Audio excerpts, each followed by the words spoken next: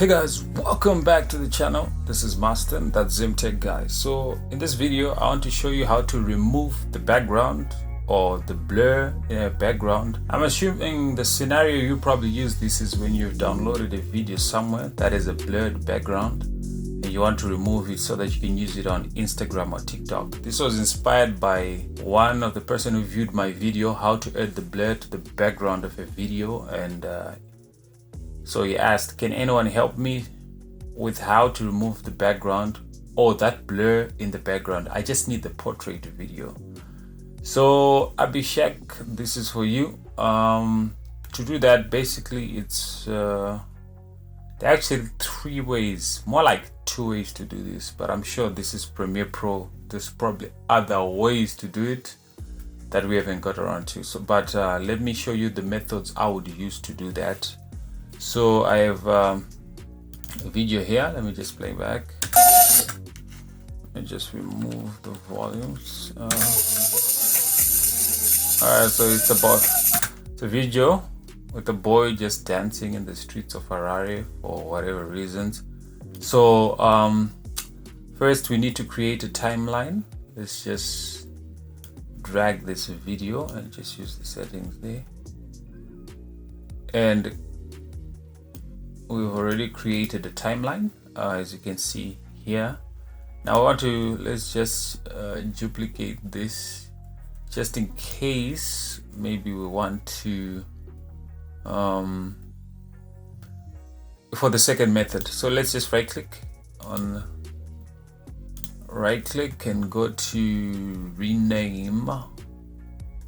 Where's rename? Okay, there it is. I want to call this one version 2. All right, so let's just leave it there. Let's go back to the first. All right, so the first method involves just going to sequence settings and trying to find out how big the vertical video is. So okay, let's just go under sequence settings.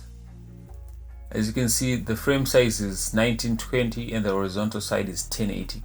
So the horizontal side is not going to be affected, but from what I can read from here, this video is almost like a third of the whole width of the video, meaning that we might need some calculations here. All right, if I try to do a guessing game, let's say maybe it'll probably work out to maybe around let me try 580. All right, let me try to do frame size 580. I'm just trying to calculate the width here. Just click OK. Let's see how that. All right, I think pretty much I was almost there. Yeah, so to involve some calculations, but pretty much I was there. But that's one way of doing it. Method 1 is just going to sequence settings and changing the width of the video. It's not going to affect the height, the horizontal side of the video. So yes, that's method 1. Now let's just go and double click on the second sequence that we created.